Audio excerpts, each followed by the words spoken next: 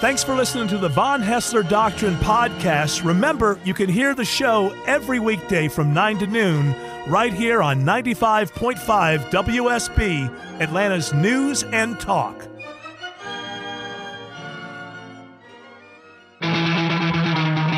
Live from Sherwood Forest in the heart of Atlanta, Georgia, Hour 1 of the Von Haessler Doctrine starts right now. I am your lovable, huggable, mid-morning chat host, Eric Von Haessler, surrounded by the lovely Doctrinaires. Man of 1,000 voices, Tim Andrews.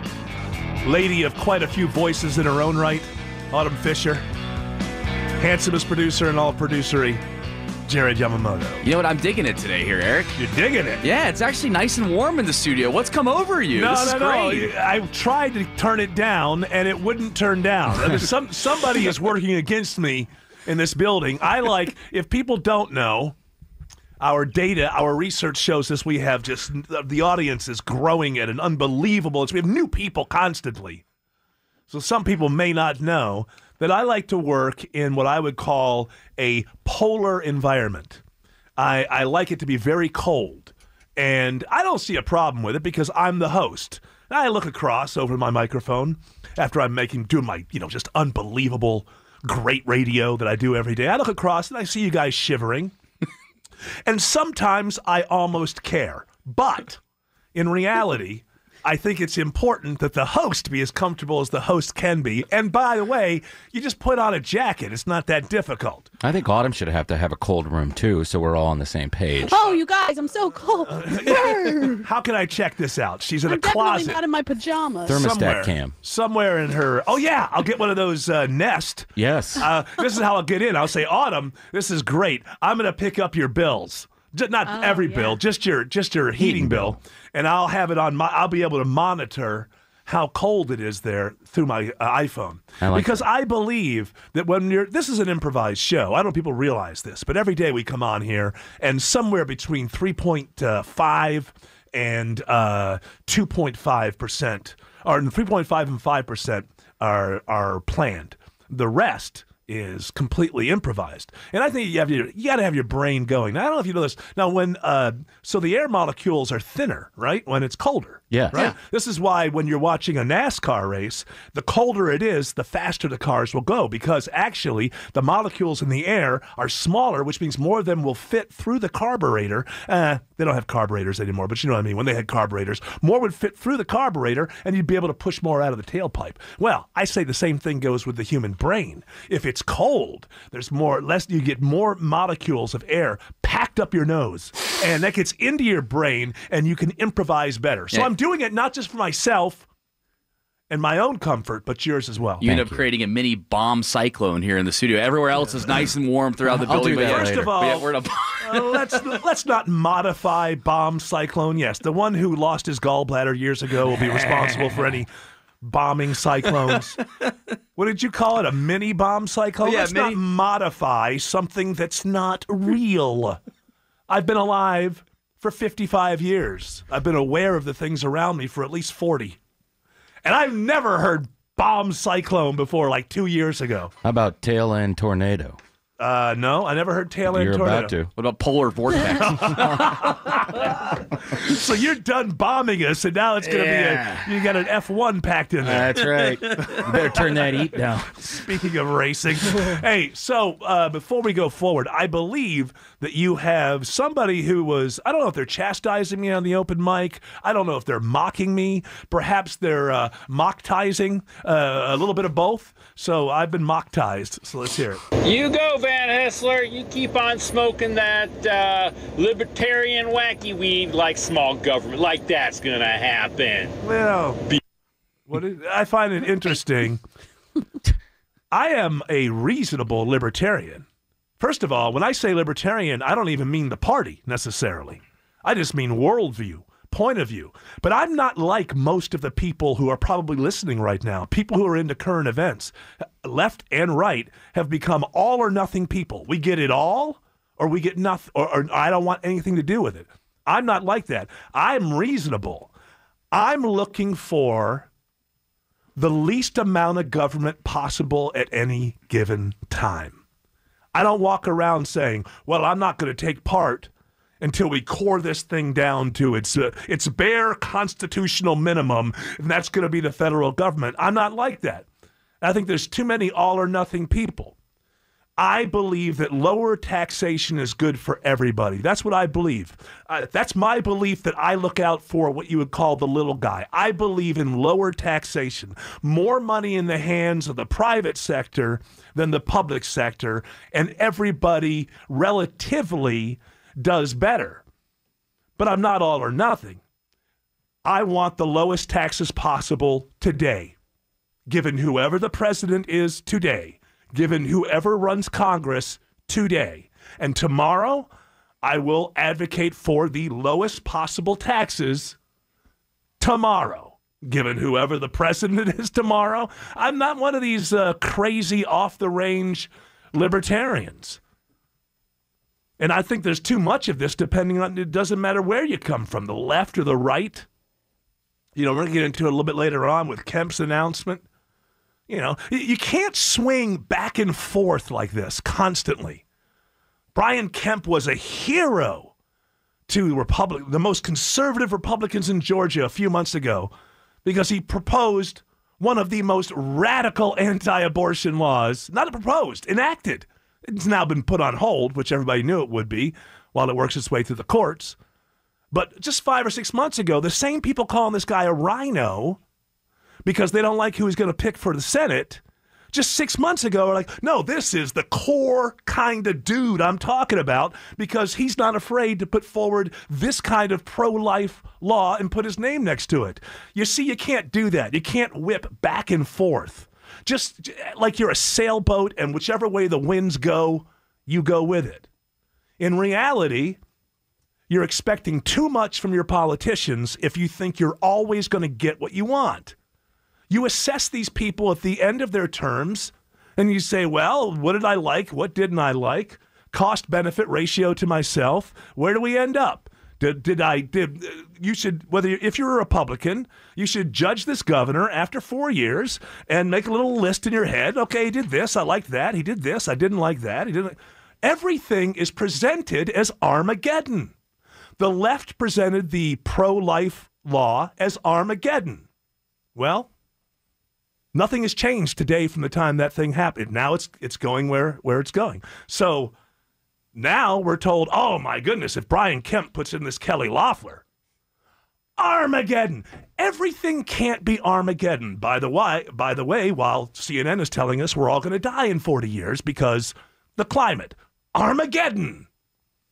The von Haessler Doctrine is here to help you navigate a world and remind you that almost every story in the news does not represent potential Armageddon. We have to be here to remind you of that, because the only way to sell news these days, online, on television, quite frankly, sometimes on radio, not here, especially at the top of the bottom of the hour, because we've got Chris Kemp in charge. He knows what he's doing. But you know what I'm saying.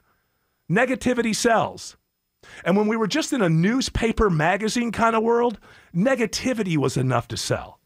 Now there are so many blogs and outlets and 24-hour news things and everything coming at you that negativity isn't enough to stand out. The headline has to tell you how this will probably kill all of us. That's like 30% of the headlines today. That's true. X, whatever we're talking about in the headline, if this is not handled, will probably end up killing all of us. Well, the von Haessler Doctrine is here to inform and entertain, but mostly, right now, we're kind of like the catcher in the rye. Our job is to stand by and just push you back up on the playground and go, no, it's not quite that bad.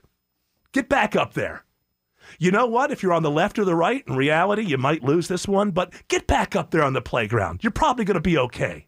Just because you lost on Monday doesn't mean you're going to lose for the rest of the days of the week. But if you're interested in politics, number one, and on day one, understand that you will lose. Ideas, when you back campaigns, no person has lived a long life in America and been part of the public life of America and the civic life of America for 50, 60, 70 years and has the experience of never losing. Who the hell do you think you are? You, listening to me right now, who the hell do you think you are? Why do you think you have the right to win everything in politics? And why do you expect that from your politicians? First of all, politicians, 80% of them, are horrible people. Do you recognize this? The founders did. That's why they put them in a big old box. They created checks and balances. And they said, well, we know the kinds of characters that would come out of the woodwork for this. So let's put them in this box, and we'll basically create a constitutional circular firing squad that they can never get out of, so they can never turn their guns on the people. That's the beauty of the whole thing. The von Haessler Doctrine is here just to say, hey, remember this. The world, and I've said this before, but it bears repeating from time to time. The world is not the world that is presented to you through your screens, your television screen, your mobile device, your computers.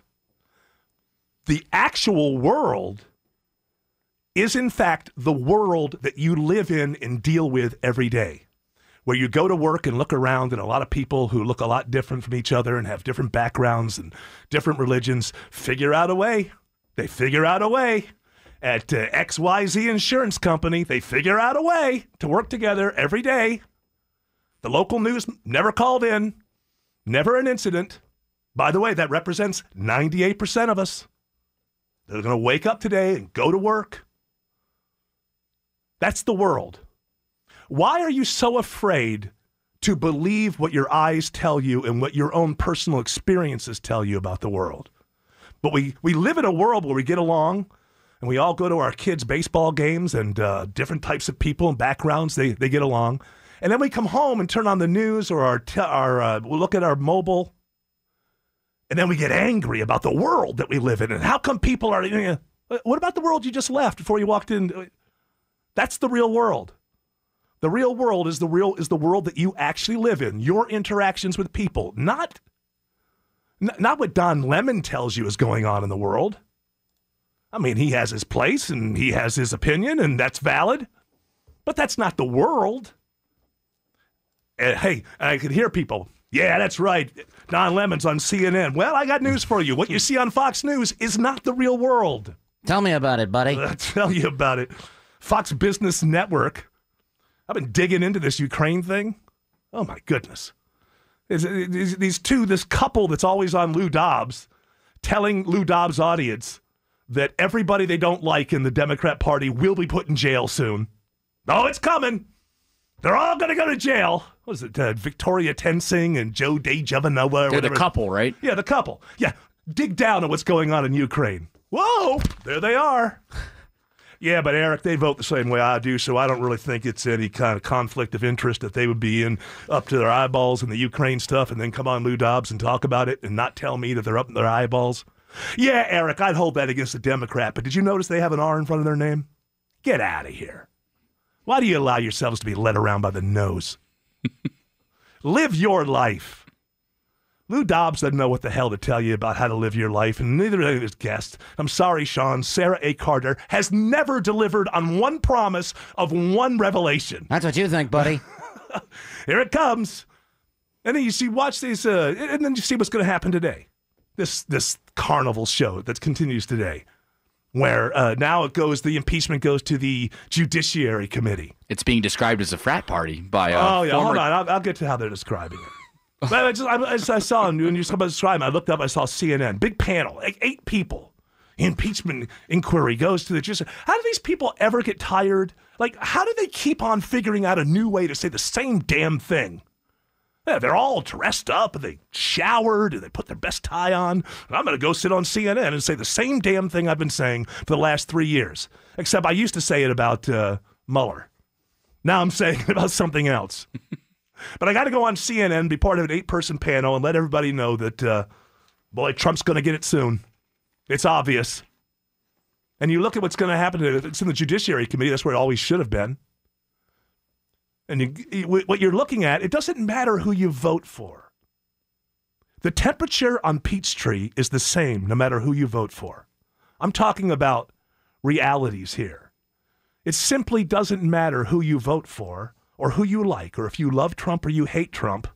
It doesn't change the fact that right now it's 41 degrees on Peachtree, and what's going to start today in the Judicial Committee is a kangaroo court. It doesn't matter what you believe about politics or how you vote.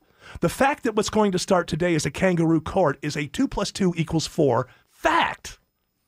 What is a kangaroo court? There's a lot of different sort of slight modifications of what it means, but one of the things that it can mean is exactly what you're going to see today. The reason you have a kangaroo court is because you feel like you can't just take a guy out back and shoot him in the head. That's the most extreme. You can't execute somebody, right? If it's frontier justice or something, we got to at least pretend that we've got a system here of justice. So a kangaroo court is any time you have proceedings that are supposed to be inquiries that find facts and evidence to go towards an indictment, but the jury knows how they're going to vote before the first witness is called. Bingo! Does anybody think that's not what's going on today? I don't care how you vote or who you love. Does anybody think that any Democrat on that Judiciary Committee doesn't already know how they're going to vote before they call their first witness? It's a kangaroo court, and it's now 42 degrees on Peachtree. The Von Haessler Doctrine. They have such a beautiful chemistry. Making listeners laugh every day. The world could use a little more of that these days. 9 to noon on 95.5 WSB, Atlantis News and Talk. All right, we had a dropout from the presidential race. That's right. Kamala Harris said that yesterday was, quote, one of the hardest decisions of her life, ending a once promising campaign. Oh, yeah, that's what the headline said. A once promising campaign. When was it? I think the last time this campaign was promising. On day one, do you remember? She opened up with Bernie-sized crowd, 20,000 people. This campaign went in reverse. Almost from day one, right, Kamala? You didn't really. Let me turn my microphones. I'm so upset I forgot to do that. Listen, now I got more time for my book club and wine and getting out there and fighting the good fight. Don't worry, I'm not going anywhere. You're still going to fight. Do you have the audio where she says she's not a billionaire? I did a little shot. Oh, you got to be a billionaire. Yeah, I don't know. Is Mayor Pete a billionaire? He's still in it. No, he's not a billionaire. My campaign for president simply does not have the financial resources to continue. I'm not a billionaire. I can't fund my own campaign. Right, so, no, the reason you can't fund your own campaign, if you have ideas that attract potential voters and supporters, and they give you money, that's how almost every campaign for presidency has gone. A few have gone to billionaires who have paid their own money. Not many. And so I don't think that's really an excuse. She was, the minute she was so frivolous very early on about, yeah, let's just turn over health care. Anybody who has health care right now, it's gone. That was the minute. At some point, the progressive media is going to realize that the primary voters in the Democrat Party are not nearly as progressive as the media who tell them how wonderful they are all the time. Right? Yeah. The impeachment hearings, the kangaroo court. You know, some people got back to me and said, Eric, you say it's a kangaroo court because it's always a kangaroo court if members of the jury know how they're going to vote before they actually see the case. And I said, well, does anybody believe that any Democrat in the Judiciary Committee doesn't already know how they're going to vote before they bring their first witness?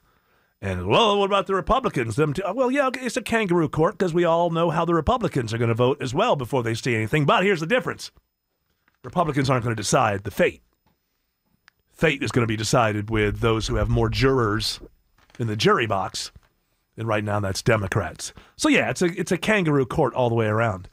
Kangaroo court is just at a time when you know what you want the outcome to be, but you're also aware of the fact you want to make it look like it was legitimate. So, we went through all these hearings and... So you don't need me there?